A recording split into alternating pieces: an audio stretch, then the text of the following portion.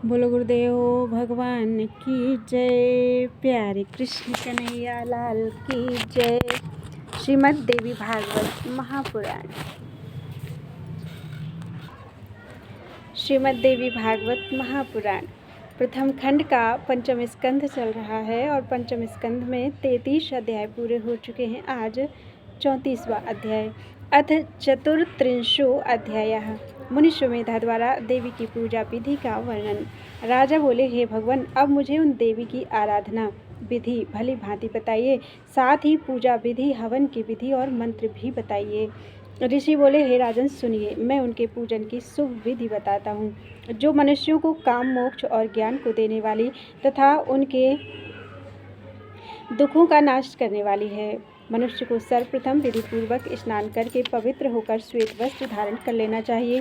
तत्पश्चात वह सावधानी पूर्वक आचमन करके पूजा स्थान को शुद्ध करने के बाद लिपी हुई भूमि पर उत्तम आसन बिछाकर उस पर बैठ जाए और प्रसन्न होकर विधि पूर्वक 3 बार आचमन करे। अपनी शक्ति के अनुसार पूजा द्रव्य को सुव्यवस्थित ढंग से रखकर प्राणायाम करे। उसके बाद भूत शुद्धि करके और पुनः मंत्र पढ़कर समस्त पूजन सामग्री का प्रोक्षण करके देवी मूर्ति की प्राण प्रतिष्ठा करनी चाहिए। तत्पश्चात देश काल का उच्चारण कर विधि पूर्वक न्यास करना चाहिए। इसके बाद सुंदर ताम्र पात्र पर श्वेत चंदन से षटकोण यंत्र तथा उसके बाहर अष्टकोण यंत्र लिखना चाहिए। तदनंतर नवाक्षर मंत्र के 8 बीज अक्षर 8 कोणों में लिखना चाहिए और 9वां अक्षर यंत्र की कर्णिका अर्थात बीच में लिखना चाहिए। तदनंतर वेद में बताई गई विधि से यंत्र की प्रतिष्ठा करके अथवा हे राजन, भगवती की धातुमयी प्रतिमा बनाकर शिव तंत्रोक्त पूजा मंत्रों से प्रयत्नपूर्वक पूजन करना चाहिए। अथवा सावधान होकर आगम शास्त्र में बताई गई विधि से विधान पूर्वक पूजन करके ध्यान पूर्वक नवाक्षर मंत्र का सतत जप करना चाहिए। जप का दशांश होम करना चाहिए, होम का दशांश तर्पण करना चाहिए और तर्पण का दशांश ब्राह्मण भोजन कराना चाहिए। प्रतिदिन तीनों चरित्रों अर्थात प्रथम चरित्र, मध्यम चरित्र तथा उत्तर चरित्र का पाठ करना चाहिए। इसके बाद विसर्जन करना चाहिए। हे राजन, कल्याण चाहने वाले को आश्विन और चैत्र माह के शुक्ल पक्ष में विधि पूर्वक नवरात्र व्रत करना चाहिए। इन नवरात्रों में उपवास भी करना चाहिए। अनुष्ठान में जपे गए मंत्रों के द्वारा शर्करा, घी और मधु मिश्रित पवित्र खीर से विस्तार पूर्वक हवन करना चाहिए अथवा उत्तम बिल्व पत्रों, लाल कनेर के पुष्पों तथा शर्करा मिश्रित तिलों से हवन करना चाहिए। अष्टमी, नवमी एवं चतुर्दशी को विशेष रूप से देवी पूजन करना चाहिए और इस अवसर पर ब्राह्मण भोजन भी कराना चाहिए। ऐसा करने से निर्धन को धन की प्राप्ति होती है, रोगी रोग मुक्त हो जाता है, पुत्रहीन व्यक्ति सुंदर और आज्ञाकारी पुत्रों को प्राप्त करता है और राज्यच्युत राजा को सार्वभौम राज्य प्राप्त हो जाता है। देवी महामाया की कृपा से शत्रुओं से पीड़ित मनुष्य अपने शत्रुओं का नाश कर देता है। जो विद्यार्थी इंद्रियों को वश में करके इस पूजन को करता है, वह शीघ्र ही पुण्यमयी उत्तम विद्या प्राप्त कर लेता है, इसमें संदेह नहीं है।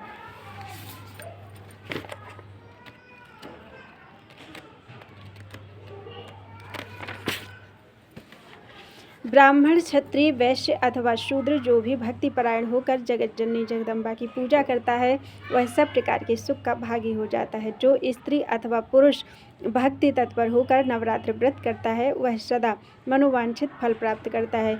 जो मनुष्य आश्विन शुक्ल पक्ष में इस उत्तम नवरात्र व्रत को श्रद्धा भाव से करता है, उसकी सभी कामनाएं पूर्ण हो जाती हैं।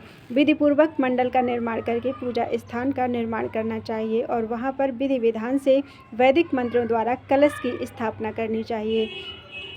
अत्यंत सुंदर यंत्र का निर्माण करके उसे कलश के ऊपर स्थापित कर देना चाहिए। तत्पश्चात कलश के चारों ओर परिष्कृत तथा उत्तम जौ का वपन करके पूजा स्थान के ऊपर पुष्पमाला से अलंकृत चांदनी लगाकर देवी का मंडप बनाना चाहिए तथा उसे सदा धूप दीप से संपन्न रखना चाहिए। अपनी शक्ति के अनुसार वहां प्रातः, मध्याह्न तथा सायंकाल तीनों समय पूजा करनी चाहिए। देवी की पूजा में धन की कृपणता नहीं करनी चाहिए।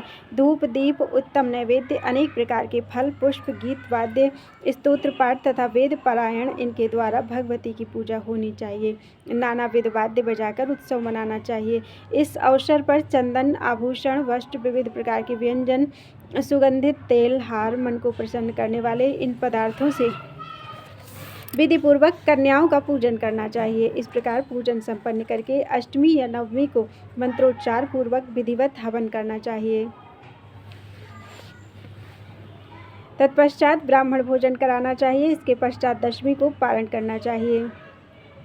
भक्तिनिष्ठ राजाओं को यथाशक्ति दान भी करना चाहिए। इस प्रकार पुरुष अथवा पतिव्रता सदवा या विधवा स्त्री जो कोई भी भक्तिपूर्वक नवरात्र व्रत करता है वह इस लोक में सुख और मनोभिलषित भोगों को प्राप्त करता है और वह व्रत परायण व्यक्ति देह त्याग होने पर परम दिव्य देवी लोक को प्राप्त करता है। उसे जन्मांतर में देवी जगदम्बा की अविचल भक्ति प्राप्त होती है और उत्तम कुल में जन्म पाकर वह स्वभावतः सदाचारी होता है। नवरात्र व्रतों में उत्तम व्रत कहा गया है। भगवती शिवा का आराधन सब प्रकार के उत्तम सुख को देने वाला है। हे राजन, इस विधि से भगवती चंडिका की आराधना कीजिए। इससे शत्रुओं को जीत कर आप अपना उत्तम राज्य पुनः प्राप्त कर लेंगे और हे भूप, अपनी स्त्री पुत्र आदि स्वजनों को प्राप्त कर आप अपने भवन में परम उत्तम सुख का इसी शरीर से उपभोग करेंगे, इसमें संदेह नहीं है। हे वैश्य श्रेष्ठ, आप भी आज से समस्त कामनाओं को देने वाली सृष्टि और संहार की कारणभूता विश्वेश्वरी देवी महामाया की आराधना कीजिए। इससे आप अपने घर जाने पर अपने लोगों में मान्य हो जाएंगे और मनोविलसित सांसारिक सुख प्राप्त करके अंत में शुभ देवी लोक में वास करेंगे, इसमें संदेह नहीं है। हे राजन, जो मनुष्य भगवती की आराधना नहीं करते वे नरक के भागी होते हैं। वे श्लोक में अत्यंत दुखी, विविध व्याधियों से पीड़ित, शत्रुओं द्वारा पराजित, स्त्री पुत्र से हीन, तृष्णाग्रस्त और बुद्धि भ्रष्ट होते हैं। बिल्व पत्रों से तथा कनेल, कमल और चंपा के फूलों से जो जगत जननी की आराधना करते हैं, शक्ति स्वरूपा भगवती की भक्ति में रत वे पुण्यशाली लोग विविध प्रकार के सुख प्राप्त करते हैं। हे नृपश्रेष्ठ, जो लोग वेदोक्त मंत्रों से भवानी का पूजन करते हैं वे मानव इस संसार में सब प्रकार के धन वैभव तथा सुख से परिपूर्ण समस्त गुणों के आगार माननीय विद्वान और राजाओं के शिरोमणि होते हैं। इति श्रीमद्देवी भागवते महापुराणे अष्टादशसहस्रयां संहितायां पंचम स्कंधे भगवत्याः पूजा आराधन विधि वर्णनम नाम चतुर्त्रिंशो अध्यायः। बोलो वृंदावन बिहारी लाल की जय।